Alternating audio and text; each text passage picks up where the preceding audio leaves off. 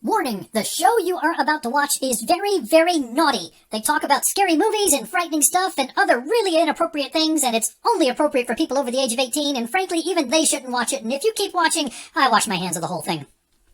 It's a new week, and we're back for another helping of Pinhead and the Collector. Tonight, we're going to follow up on last week's episode with a discussion about a couple of very fun horror movie sequels. It's all coming up on this episode of Spooky Tales with Steve the Cat.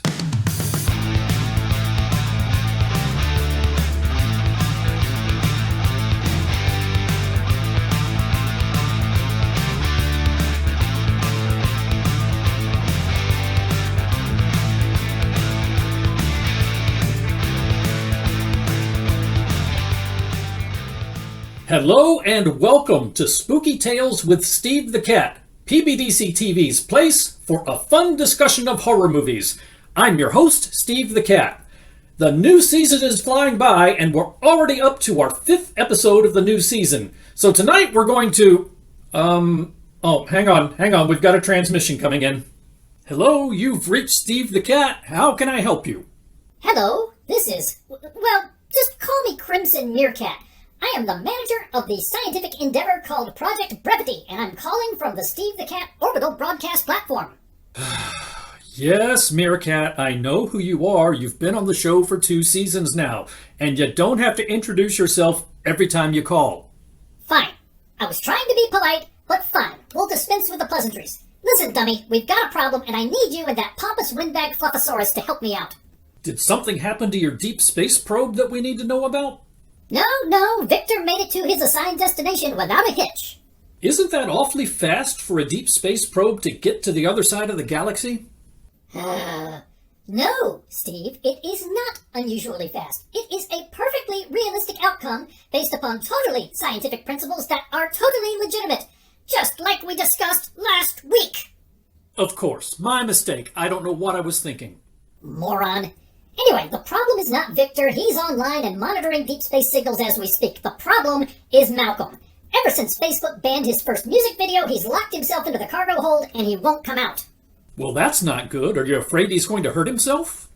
No, I'm afraid he's going to make another music video. He's talking about writing a 12-hour-long rap opera based upon the 12 Labors of Hercules, something to rival Wagner. And the Facebook ban has only motivated him to prove his critics wrong. Steve, I seriously don't know if the world can handle 12 hours of DJ Dino Fluff. Well, what do you expect us to do about it? I mean, don't get me wrong, I sympathize, but at the end of the day, you're the one that hired him. Yeah, that was a huge mistake. But that horse is already out of the barn. I was hoping that maybe Edgar could straighten him out. He is Edgar's son, after all. Can't you send him to his room or something? It sounds like he has already gone to his room and my work here is complete. Yeah, oh ha, very funny. Listen, you pretentious diva, he's your kid. You have to have some idea of how to control him. Don't be ridiculous. I have barely spoken to Malcolm in 8 years. When Edgar Fluffosaurus moves on, he moves on completely, with no looking back. Well, can't you do something like give him some fatherly advice, or maybe give him a fatherly pat on the back and tell him that you're proud of him? Don't be absurd. I am not proud of Malcolm. I consider him a tremendous disappointment. His lack of ambition and desire to become a DJ are 2 of the main reasons that I abandoned him and his mother in the first place. Whoa, Edgar! Don't you think that's just a little bit harsh? My integrity demands that I remain true to my convictions, and it is my conviction that Malcolm is an embarrassing disappointment. I am sorry, but that is just the way I am wired. Sounds like it's a no on our end, Meerkat. Maybe we can send you some noise-canceling headphones and maybe some Xanax? Yeah, that's great, but it doesn't solve the problem. I'm afraid that if Malcolm's video makes its way into mainland China, they'll see it as an act of war and start lobbing anti-satellite missiles at us. Well, I can't do anything about that, but tell you what, I'll see if I can have Fancy beef up the station's defense systems, and I'll see if I can get him to hook you up with some Xanax. I guess it'll have to do for now. Alright, I would go for another spacewalk, but it takes time to refill the oxygen tanks, so I'm going to go down into the machinery room and see if maybe the noise from the HVAC system will drown out Malcolm. Keep in mind, that music video you all saw was the final product. I had to hear all the rough drafts as well. Okay, I'm out of here. Meerkat, out! Well, that was awkward. But anyway, tonight we're going to do a follow-up to last week's episode and check out the sequels to last week's films. Thank you very much for joining us. We're really happy that you're here. So now sit back and relax because here we go.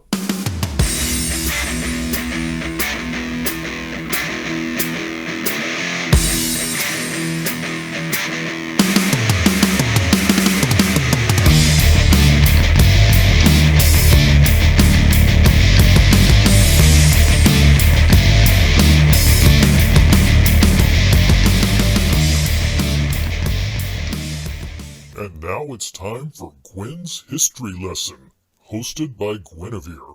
Good evening, and welcome to Gwen's History Lesson. I am your host, Gwenivere. Curses and cursed items have been a staple of the stories and legends of every society. From Snow White's cursed apple, to the needle that cursed Sleeping Beauty, to the cursed doll Annabelle, to that cursed tiki idol that the Brady Bunch encountered when they traveled to Hawaii. Cursed items are part of the fabric of our collective history. Tonight's films explore the power of a cursed puzzle box and the demonic Cenobites summoned by the box. But this only scratches the surface of the subject of curses. One of the most unsettling aspects of curses and cursed items are the many different types of cursed puzzles, games, and toys that populate our world. Cursed items are found far more commonly in the realm of toys and games than they are in areas such as sporting goods, gardening, or air conditioning repair. Why are cursed puzzles and games so common, and what can we do to protect ourselves? Tonight we will discuss the topic of cursed puzzles and games with two different experts. Our first guest is a new contributor to our show for this season. Please welcome back psychic and expert on their supernatural, Lavender Harlequin. Mr. Harlequin, what can you tell us about the popularity of cursed puzzles and games? Salutations and good chakras, Gwenivere, and thank you for having me back on your show.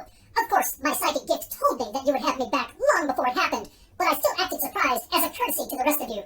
The subject of curses and cursed items is a fascinating one. Once I learned that I would be coming onto your show to discuss this subject, I used my psychic gift to revert to my astral form and open myself up to the universe, which allowed me to bathe in the collective consciousness of creation and pursue this question more thoroughly. What I discovered is that demons and dark wizards, who are responsible for most of the cursed items that we encounter in everyday life, gravitate towards games and puzzles as a manifestation of their unconscious desire to return to their childhood, a yearning for a simpler time, uncomplicated by traffic jams and tax forms and court-ordered rehabilitation programs. So cursed games and puzzles represent a kind of unconscious cry for help from the demon community. That is fascinating. Yes, Gwenivere, that is exactly right. It is an unconscious yearning, an expression of the decentralized frustration of the collective demon community over their unmet desires. This may not be apparent to the layperson, but it is quite obvious to me because of my gift. The collective frustration of the demon community creates a psychic resonance that is quite distinctive. Mr. Harlequin, thank you very much for your interesting and insightful commentary on a fascinating topic. And now, to provide some insight from the demon community on this subject, we will hear from our associate producer, Fancy the demonically possessed animatronic. Fancy, would you say that Mr. Harlequin's assessment of the demon community is accurate, or do you have a different perspective? Hi. This is Carl. I'm the head writer for this show, and I'm not going to lie, I'm kind of confused. Fancy's in a conference call with headquarters discussing the budget, so he asked me to sit in on this for him. I have no idea what this is. Are we on the air? What are we talking about? Cal, we're discussing the ubiquitousness of cursed games, puzzles, and toys. Can you provide some insight on that subject? You mean insights like cursed items are things you see in movies and they don't actually exist? That is a very simplistic and closed-minded formulation. Do you not take the subject of curses seriously? As a general rule, no.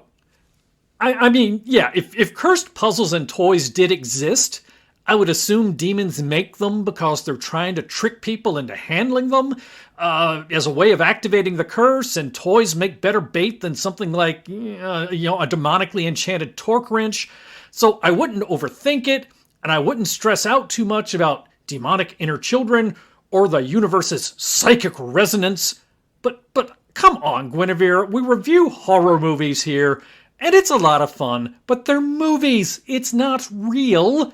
None of this is real. I have never heard such sacrilege. You should be ashamed of yourself, Mr. Camera Monkey, going on a live broadcast and saying such things. The existence of cursed items has been very well documented throughout history. We all know that the sacking of Rome was brought about by a demonic cribbage board. This is an established fact that has been taught in schools for generations. We also know that the original Globe Theatre in London burned to the ground in 1613 as a direct result of Shakespeare's obsession with an enchanted Rubik's Cube. And the Tunguska Forest event of 1908 occurred when two Russian lumberjacks foolishly thought they could relieve their boredom by playing a game of Candyland where they went around the board backwards. Never, ever cross the rules of Candyland, Gwenivere. That way lies madness. All of these things are part of the historical record, and these facts are well known to gifted psychics, such as myself. Just because your mundane mind cannot come to grips with the supernatural does not mean it does not exist, only that it is beyond your comprehension. How could they have been playing Candyland in Siberia in 1908 when the game wasn't created until 1948? And why are people always trying to blame the Tunguska Forest event on these stupid theories? I mean, last year it was Edgar and werewolves and giant vampires and... Wait a minute, hang on. Lavender Harlequin. Wait, aren't you Eduardo Sanchez? Yeah, you're Eduardo Sanchez. You're one of the cocaine hippos that used to live on Pablo Escobar's compound. Do not call me by that name. But that's you, right? Eduardo Sanchez, the cocaine hippo from Bogota? No, seriously, don't call me that. There's a famous horror movie director named Eduardo Sanchez, and you'll get us all sued. Okay, fine. Lavender Harlequin. But that doesn't change the fact that you're a coke fiend and your judgment is highly questionable. And also that Candyland wasn't invented until 4 decades after the disaster you claim that it caused. I am warning you, Mr. Camera Monkey. You are toying with powers that you cannot possibly comprehend. What are you gonna do, lay me out on a mirror and snort me? You have brought this upon yourself, non-believer. Ore due dumbala boba fittin Jaren Tarkin Vader Throne Palpatine. My curse shall haunt you until you apologize to the universe for your slander and negativity. Yeah, okay, buddy. That's great. Listen, Gwenivere, I have to go. It looks like my computer needs to do a security patch update, so I need to close everything down for a few minutes. You see? It has already begun. Yeah, sure thing, Harlequin. Anyway, I'm about... Ow! Dang it! Paper cut. Oh, okay, Gwen, I'm out of here. You see, Gwenivere, you see what happens to those who make a mockery of the supernatural. My gift has made me the target for many slanders and accusations over the years. Usually I take these in stride, because that is my role as a lightbringer. But some insults demand a response. Your friend's life will never be the same once the full power of the curse comes into effect. From now until the end of time, no waitress will ever get his order right. And that's only the beginning. Anyway, thank you for having me on your show, Gwenivere. I only wish you did not have to see me summon my powers. I know it's a terrifying sight. And now, I have to go. I need to take something for my allergies. Yes, that makes sense. Allergies. That's why I have a runny nose and my skin itches. It's allergies. Yes, that makes total sense. Okay, gotta go take some allergy medicine. Good night, and may the chakras smile upon you. That brings us to the end of another episode of Gwen's History Lesson. Join us later this week on our podcast, where we will discuss the San Francisco earthquake of 1906 and the demonic Donkey Kong arcade console that many researchers blame for the tragedy. Until next time, this has been Gwen's History Lesson. Thank you for watching. He's alone and he's still suffering. Kirsty, your father's dead. My father's dead and he's alone and he's still suffering. Dr. Chenard, I'll get Dr. Chenard. You take it easy. I'm sure he can help. He got a ticket to hell? All right, it is time for our first featured film review for the evening. It is time to talk about our classic from the VHS era of horror. And tonight we are going to talk about this film right here. Yes, it is Hellbound Hellraiser 2. Last week we talked about the original Hellraiser. This week we're going to continue with the trend and we're going to talk about the sequel, Hellraiser 2. This is a supernatural horror film Released in the year 1988, so came out just 1 year after Hellraiser. Directed by Tony Randall, who I believe worked on the original film as an editor, although he may have been uncredited. And the cast includes Claire Higgins, Ashley Lawrence, Kenneth Cranham, and Doug Bradley as Pinhead. Let's get into setting your expectations for this film. So, if you're going to watch this film, what you should expect is a dark, supernatural body horror film combining a dread-filled atmosphere with a lot of blood and gore. And it goes farther than its predecessor. So like we talked about last week, when you see the term body horror, know that means that you're going to see lots of grotesque and or weird things done to the human body as part of the film. So there's probably going to be lots of practical special effects where strange things are done to the human body. We'll talk in a minute about how this film goes farther than its predecessor. If you liked the original Hellraiser, you should like Hellraiser 2. If you liked Event Horizon, you should like Hellraiser 2. And once again, I have thrown in here A Nightmare on Elm Street. Now, A Nightmare on Elm Street is a little less dark and a little more campy than the Hellraiser franchise, but particularly for Hellraiser 2 versus the Nightmare on Elm Street franchise, they have a good bit in common because some of the Hellraiser 2 takes place on the other side of the portal in the Hell Dimension, and it's kind of got a dreamscape feel to it, similar to some of the settings from A Nightmare on Elm Street. So that's why I listed that there. Not necessarily similar in terms of tone. Nightmare on Elm Street was more, a little bit tongue-in-cheek and a little bit more for teenagers. Hellraiser, just dark all around. So, let's get into calibrating your expectations for this film. This is the scale we use every week. On the far left side of the scale, we have very campy films such as Jason X. On the far right side of the scale, we have very serious films such as The Silence of the Lambs. This scale is not a measure of the quality of the film. This scale is an indicator of what your mindset needs to be going into the film in order to maximize your enjoyment, because if you go into a campy film expecting something serious, it's going to ruin the movie for you.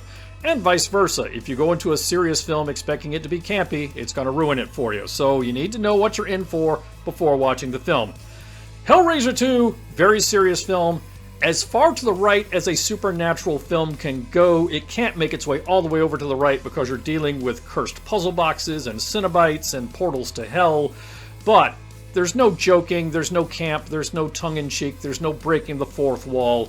There's no humor in this film. It is just dark all around. I think I said with the first film that after you watch it, you're going to feel like you've been dragged through a ditch. Very similar with this film. I mean, not to say it's a bad film. It is a good film, but you're going to feel like you were dragged through a ditch or maybe dragged through a gutter after you watch it.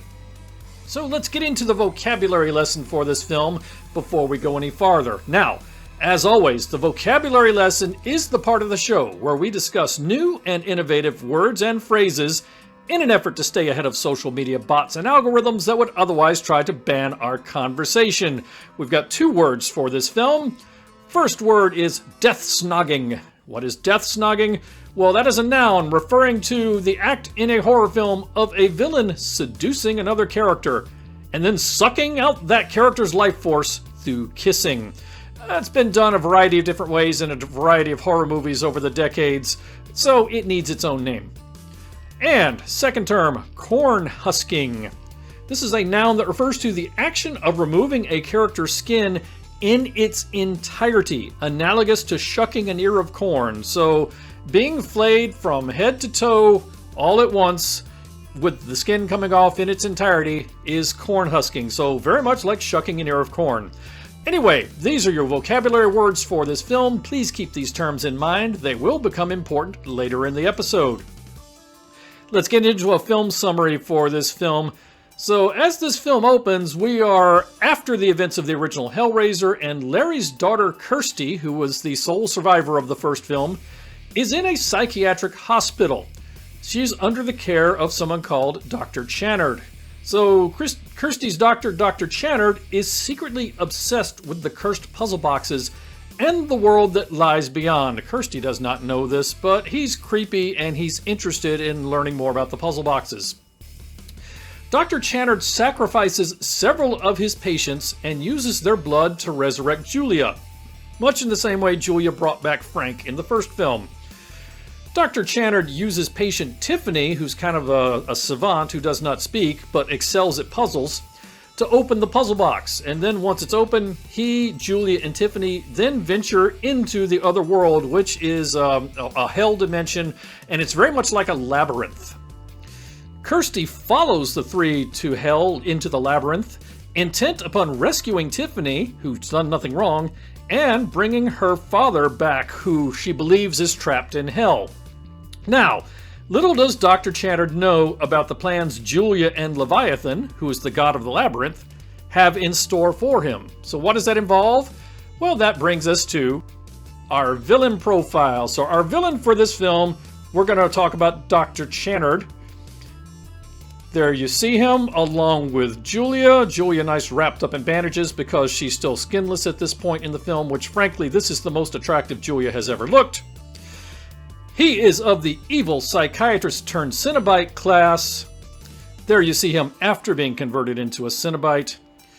Dr. Channard has a number of Cenobite powers that are difficult to describe, including snake-like finger appendages that sprout surgical tools. It's pretty hard for me to describe. You have to imagine snakes crossed with surgical tools. It's not exactly organic looking, but it's not exactly mechanical looking either. It's just creepy. And his signature weapon are these various demonic surgical tools, many of which have rotary features. So let's get into the things I liked about this film. Right off the bat, the story builds upon the first film instead of repeating it, and that is something I liked about both of the films we're going to discuss this evening, Hellraiser 2 and the collection sequels to the two films we did last week.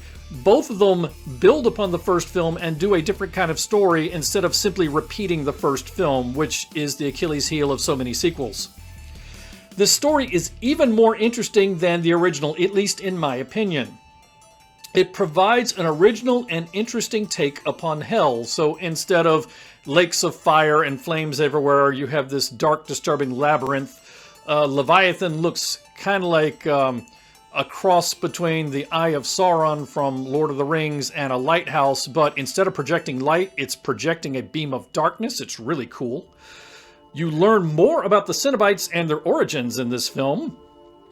The final act of the film is more action-filled and over-the-top than the previous film. Now, I saw that as a plus, not so much because I really am into over-the-top action, but just I thought it was a welcome change versus the first film, which was very dark, and it was very good, and it was very intelligent, but it was also kind of slow. The final act of this film has a lot more going for it. It has a lot more kinetic movement to it. Things that could have been better about this film, either things I didn't like or things that I think somebody else might have had an issue with. Well, right off the bat, this is my main problem with the film. The special effects were okay at the time. I remember renting this film not too long after it came out and liking it a lot. But the special effects did not age well, particularly the stop-motion animated portions.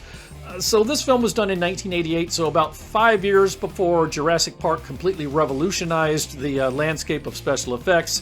So you've got stop-motion animation for the surgical snake-like appendages coming out of the Cenobite's fingers. In this day and age, it looks more hokey than frightening. It was pretty cool back in 1988, but now you look at it and you kind of go, eh. So it didn't age that well.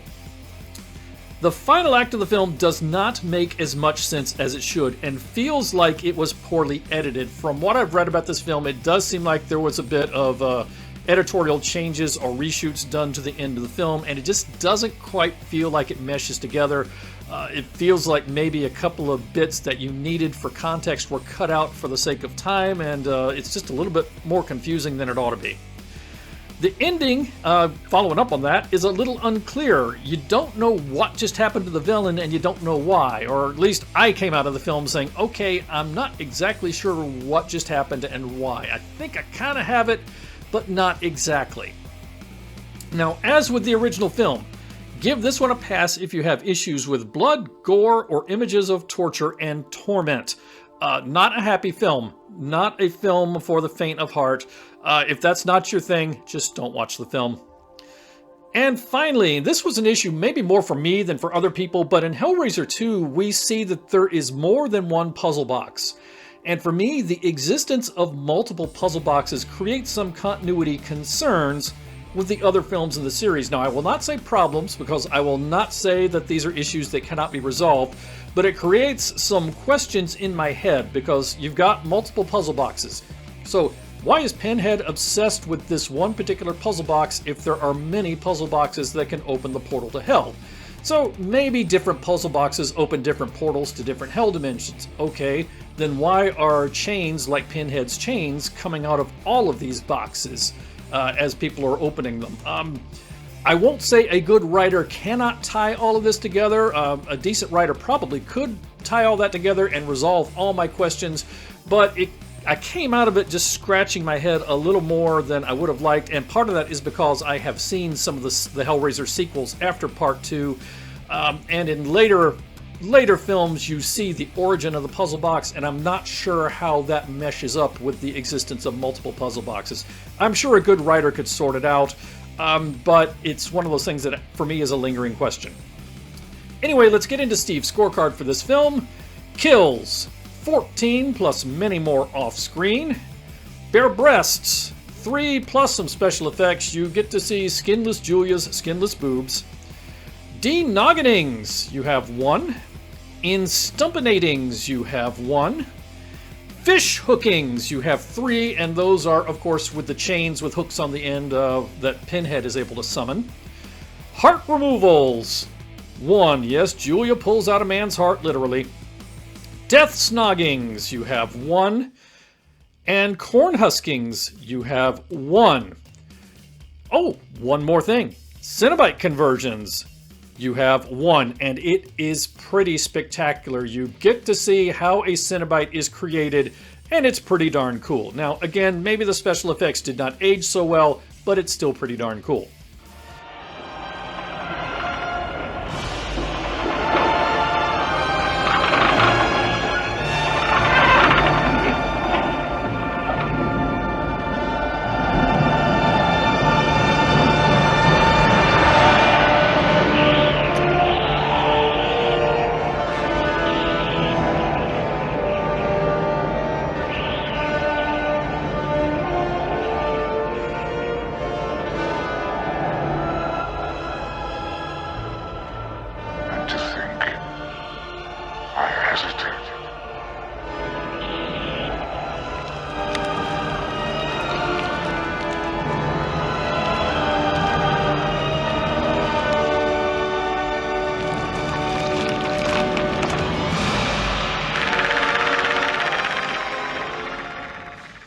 But with a film like Hellraiser 2, of course you get bonus features, such as Hellraiser explained in 5 minutes.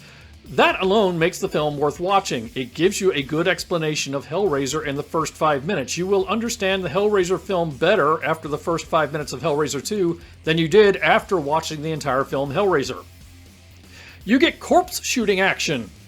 You get high-waisted khaki pants action. Yeah, there's some regrettable fashion choices in this film.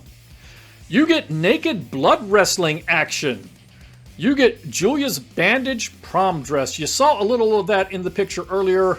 Before Julia completely grows back all of her skin, the psychiatrist wraps her in bandages, presumably to save on the special effects budget, but also so he doesn't have to look at skinless Julia. Frankly, that's probably the most attractive Julia has ever looked, covered head to toe in bandages, but I digress. You get skinless Julia snogging action, which I could have lived without. You get skinless Frank action. Yes, Frank is back and skinless again, just like in the first film. You get writhing naked sheet lady action.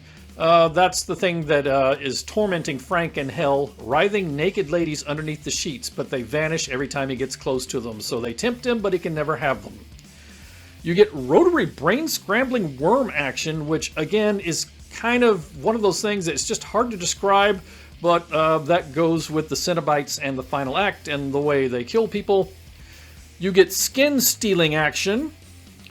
You get, why would anyone touch a creepy bloody mattress? It seems to me that that is not something you would have to tell people. You would not have to say, hey, don't touch that creepy bloody mattress. That doesn't seem like something that a person would be curious about and go and start poking at.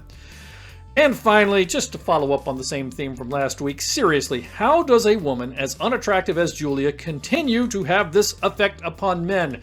Now, if she had some sort of supernatural power where she was seducing men, I would actually be cool with it. If they would just say that outright, I would be okay with it. But as far as we can tell, that is not the case, and it's just that they all find her attractive, and it's just weird.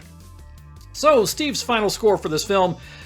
Surprised myself, I gave this one 2.5 paws out of 4. I went into this review expecting to give it 3 paws out of 4. When I sat down and watched this a few days ago, was the first time I'd watched it in a while, and I was disappointed with how poorly the special effects have aged, and I guess I had forgotten how poorly they had aged, so I would have given this 3 paws out of 4 if you just asked me about the film before I rewatched it. But having rewatched it, I kind of knocked it down to 2.5 out of 4. If you're more forgiving of the special effects technology, then you could easily rate this one 3 out of 4. It is a good film. It is arguably better than the previous film, and that's not to say the previous film was bad. It is more ambitious and even more inventive than the first Hellraiser film, but hampered by poor editing and special effects that did not age well. It is a worthy and entertaining follow-up to the original, possibly better than the original. Now, that is a matter of taste. Some people will disagree with that assessment. Some people will agree with that assessment. There are no wrong opinions on this particular question. Whichever one you like is the one you like. But they are both good. They are both worth watching. They are two different films, and it's good that the second film is not so much of a drop-off. That it's good enough that you could actually say that it might be better than the predecessor. So, Hellraiser 2, film I recommend. And that is Steve's final score for Hellraiser 2. And now a word from our benevolent overlords at PBDCtv, your nightly heartbeat of horror.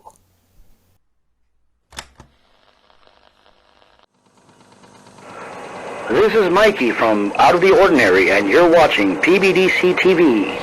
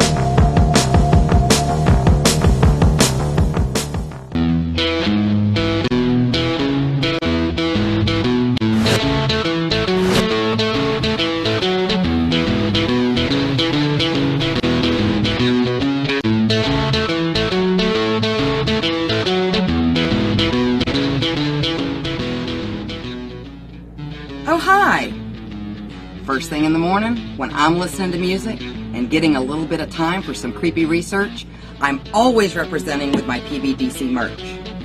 What a better way to have a cup of coffee in the morning.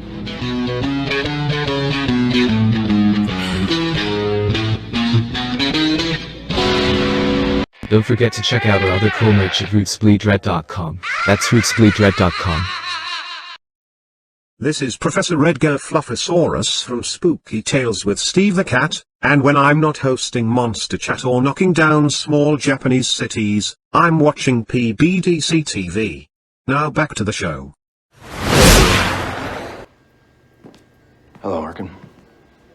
Told you guys everything I know. I'm not a cop. Who are you? My name's Lucello. Hey, what the fuck are you doing? Relax. I'm here to help you. I'm working for a man whose daughter's gone missing. Did you see her at the party?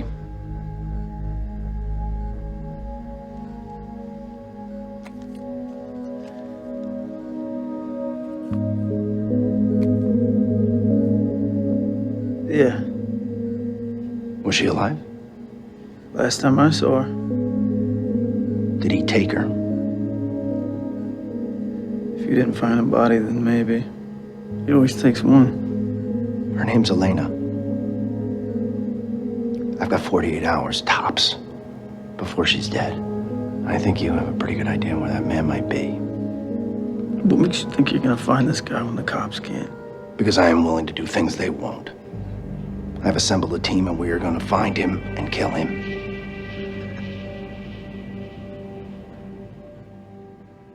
What's the plan? All right, let's get into our second featured film review for the evening. We are going to talk about this film right here called The Collection. This is the sequel to The Collector, which we discussed last week. So last week we discussed Hellraiser and The Collector and thought that made a nice pairing. So this week we are doing both of the sequels to those films, Hellraiser 2 and now The Collection.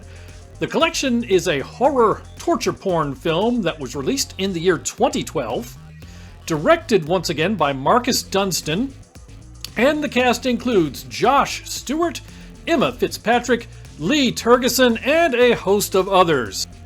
Let's get into setting your expectations for this film. So if you're going to watch The Collection, what you should expect is a horror torture porn sequel with many action elements. So it's much more action-oriented than its predecessor, The Collector.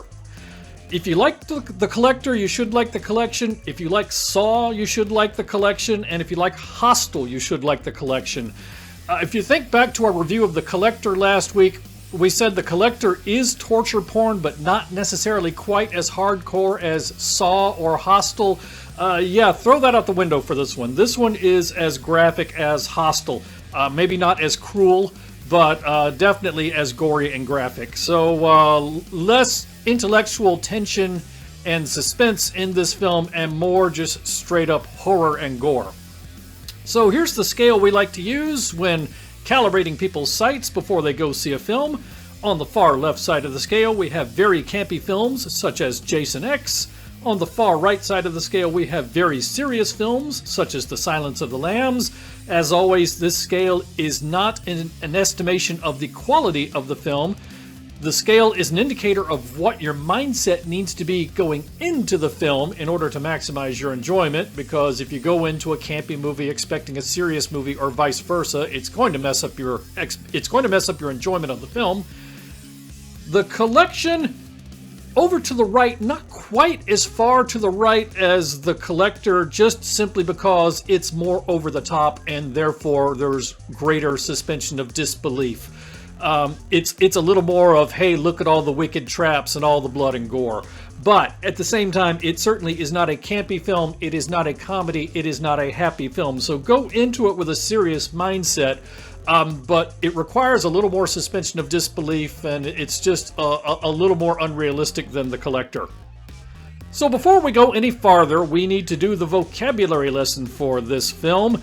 Now, once again, the vocabulary lesson is the part of the show where we discuss new and innovative words and phrases in an effort to stay ahead of social media bots and algorithms that would otherwise try to ban our conversation.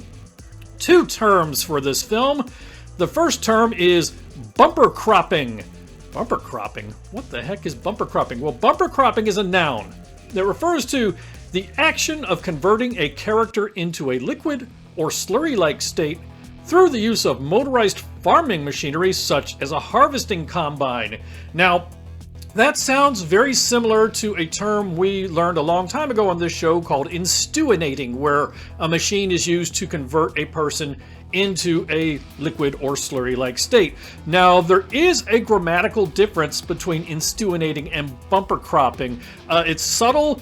It's easiest to understand this way.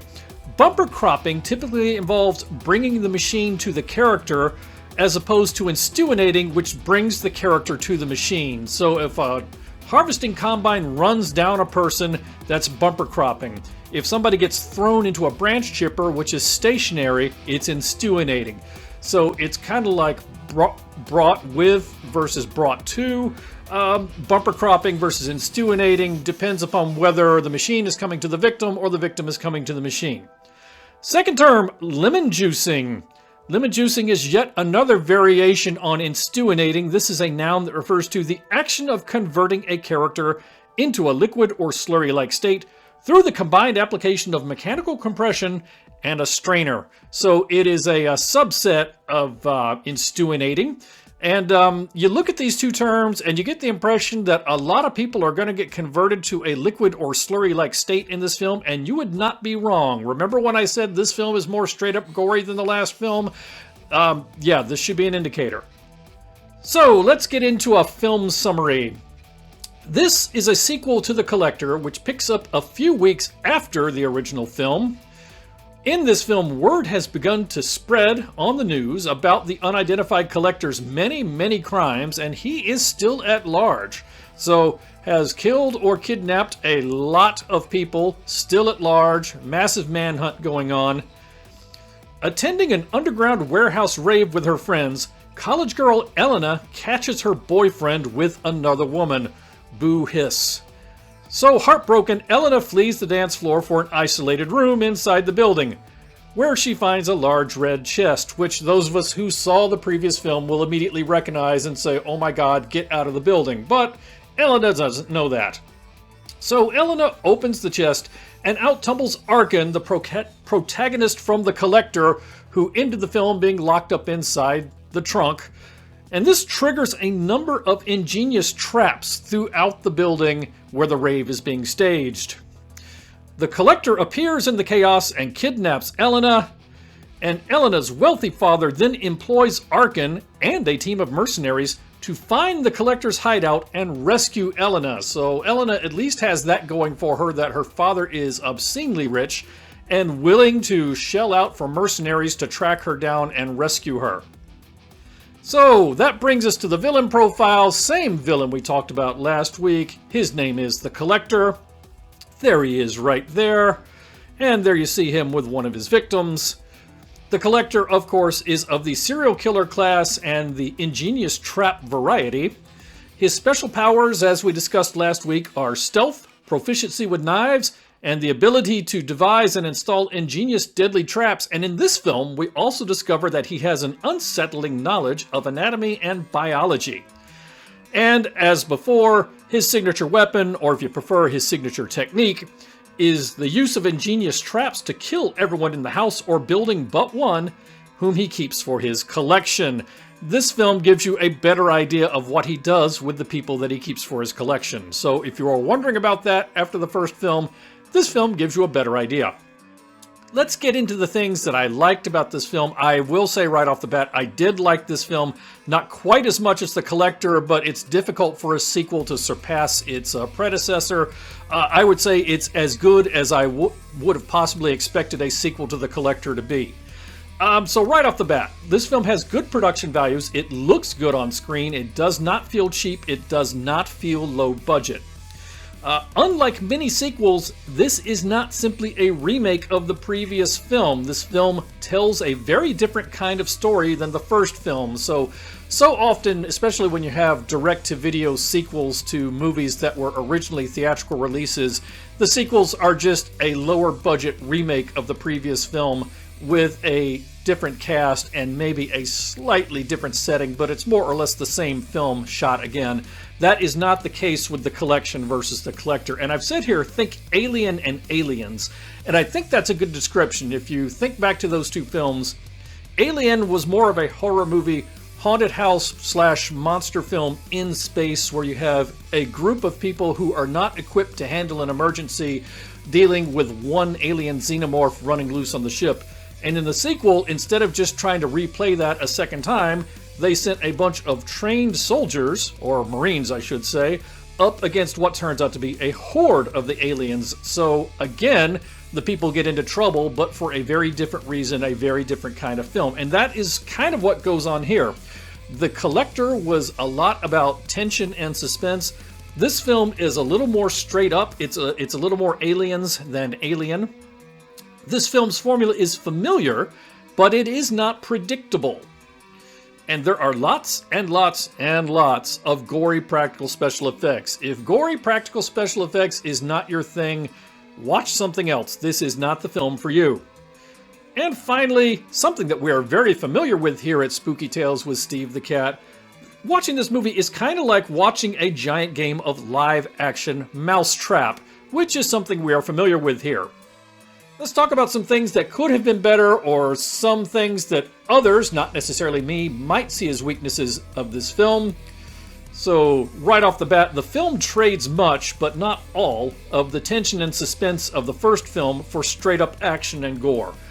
So that's kind of the price of doing a sequel that is not just a remake of the original. The original was about tension and suspense, so the second film has less tension and suspense, more straight-up action and gore. So that's the price for making it a different kind of film.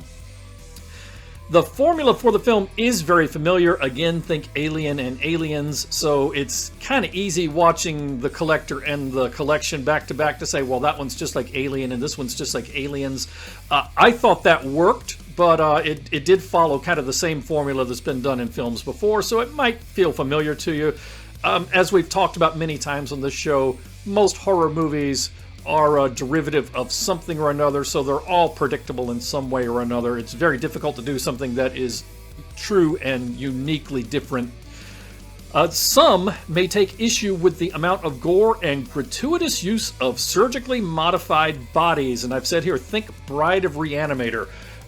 If you've seen Bride of Reanimator, you know what I'm talking about. If you have not, in that film, Herbert West spends lots of times just taking bits from different dead bodies and stitching them together and sprinkling his magic goo on them to animate them. In this film, they're not animated, but the Collector has taken lots of bodies and pieces from them and stitched them together to make new creations. It's kind of gross if that's not your sort of thing. And finally, just to repeat a point I've made earlier, if you cannot handle torture porn and or gore, give this one a pass. Just say, the joke's not for me, this movie's not for me, and watch something else. Do not watch this film if you don't like torture porn or don't like gore, and then get upset and say it's a bad film. No, that's on you. You were warned and you watched it anyway.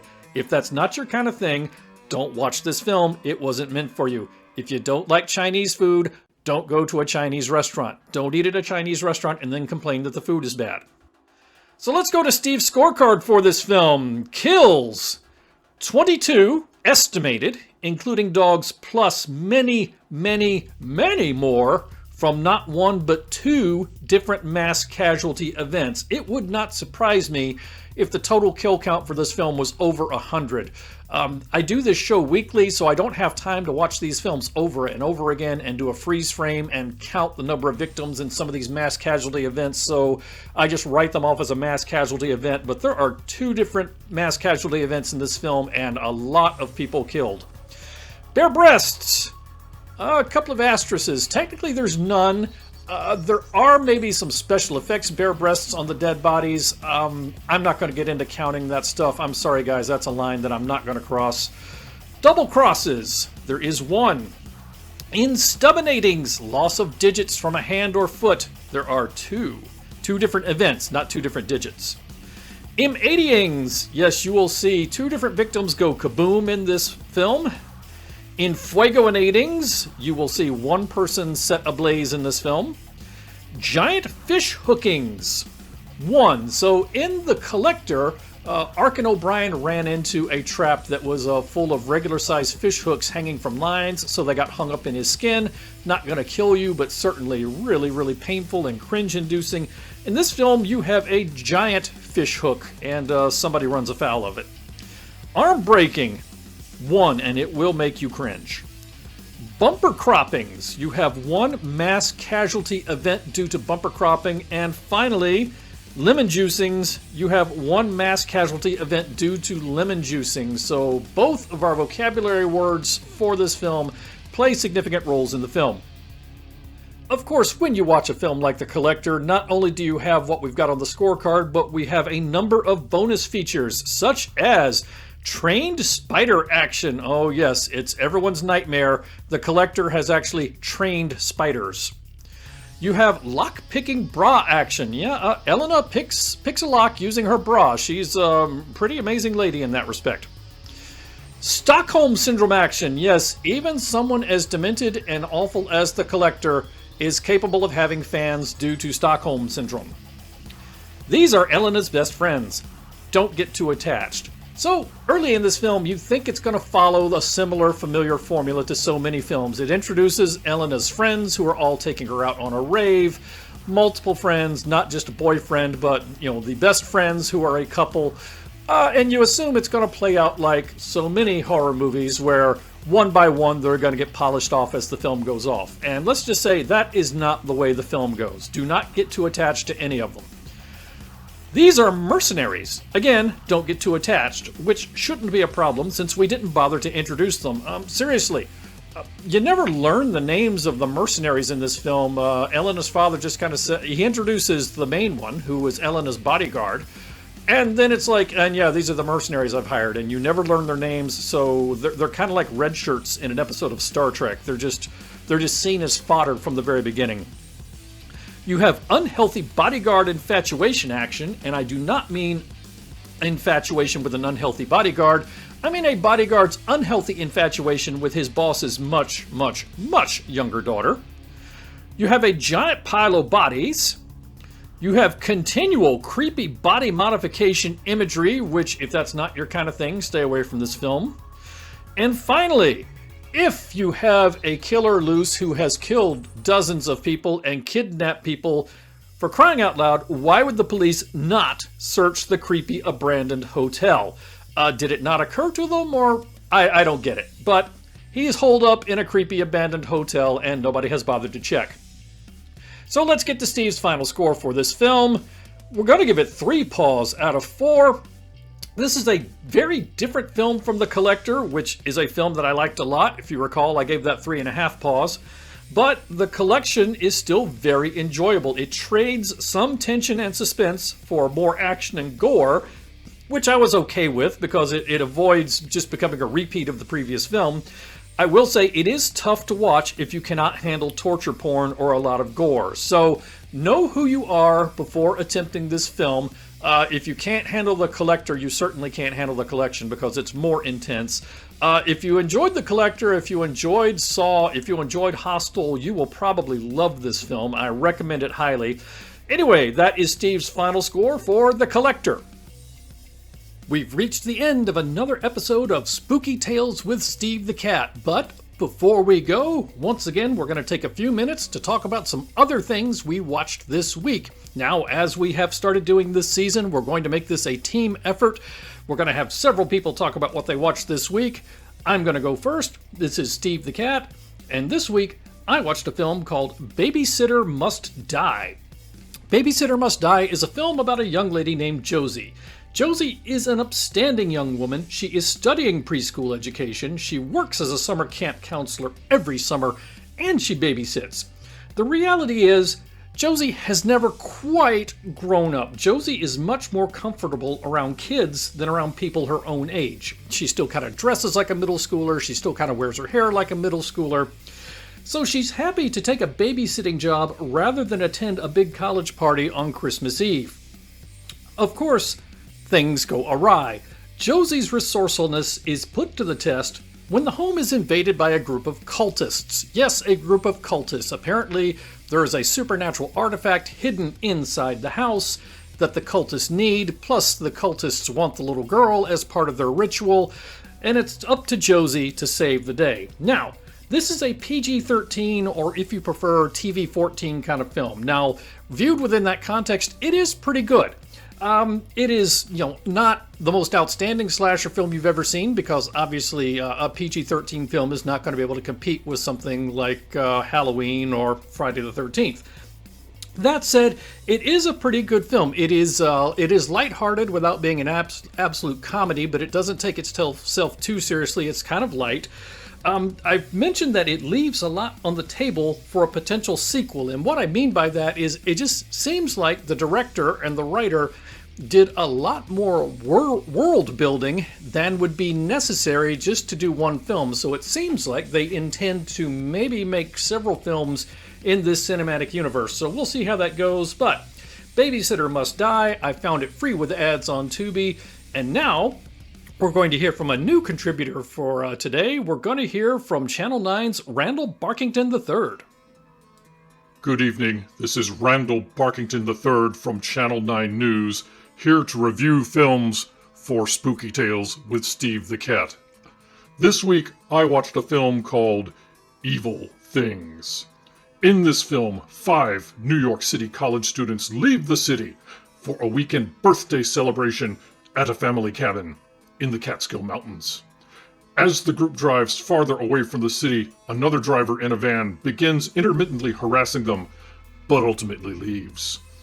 As the 5 try to enjoy their time at the cabin, they begin to suspect that they are not alone. This is a found footage film. This was the first feature-length film from director Dominic Perez, and I would say that it is a perfectly middle-of-the-road found footage film. It's not great, it's not bad. You can certainly find better found footage films, you can certainly find worse found footage films. I will say that it is devoid of graphic violence or nudity or anything that people would find offensive. So I would say you can do worse, but you can also do better. That is my review for Evil Things. Now we will hand the microphone over to Crimson Meerkat. I'm not going to do it. No, I'm not going to do it. Don't wave that contract at me. You know what? Fine. Good evening, everybody. This is, well, just call me Crimson Meerkat. I am a conspiracy enthusiast, and I am the manager of the scientific endeavor known as Project Brevity, which, as you well know, has a sponsorship arrangement with PBDCtv and Spooky Tales with Steve the Cat. This arrangement apparently contractually obligates me to review films for Spooky Tales with Steve the Cat from time to time, and I was not aware that they got to assign the film to me without my permission. So this week I was forced to watch a film called Killer Rack. In this film, office worker Betty is not taken seriously at work and is ignored in life. Why? Well, she blames her troubles on the fact that she was not blessed with, shall we say, bountiful real estate holdings. So, of course, she consults a doctor. Specifically, she consults a Dr. Kate Thulu. See, Thulu, get it? Ha ha ha ha ha ha ha.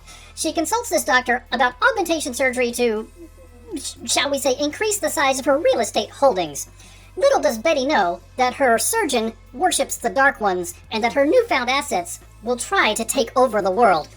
Now, if you did not figure it out from that description, this is a horror comedy, actually a horror musical comedy, and it delivers exactly what you would expect a film named Killer Rack to deliver. I did not like this film, but many people will like this film. If you think you would enjoy a film called Killer Rack about killer real estate holdings, then I encourage you to watch it. If that does not sound like your sort of thing, I encourage you to avoid it. So I'm gonna go take a shower now. This is Crimson Meerkat signing off for other things we watched this week. Well, that brings us to the end of another episode of Spooky Tales with Steve the Cat. Thank you so much for joining us. We hope you enjoyed the show. Now, as always, if you did enjoy the show, please take a moment to give us a like and a share. The biggest thing you can do to help us out is to share this video. Also, feel free to leave a comment about the films we discussed tonight, or maybe tell us about your favorite horror movie franchises. If you would like to stay up to date on our latest videos, then please take a moment to stop by and check us out on social media and hit that subscribe button. You can find Spooky Tales with Steve the Cat on Facebook, YouTube, and Rumble. And yes, that's Tales spelled with an A-I-L-S. Spooky Tales with Steve the Cat is just one of the shows that you can find on the PBDCtv Broadcast Collective. If you are interested in horror, true crime, weird history, creepy stories, or unexplained events, then PBDCtv is sure to have something for you. You can find us online at PBDCtv.com, and you can also find us on Facebook, YouTube, and Rumble. We'll be back again next week with another classic horror film from the VHS era that we've paired with a more recent film, so we hope to see you again then. Once again, thank you for joining us. Everyone stay safe and have a great week. We'll see you again soon. Good night, everybody.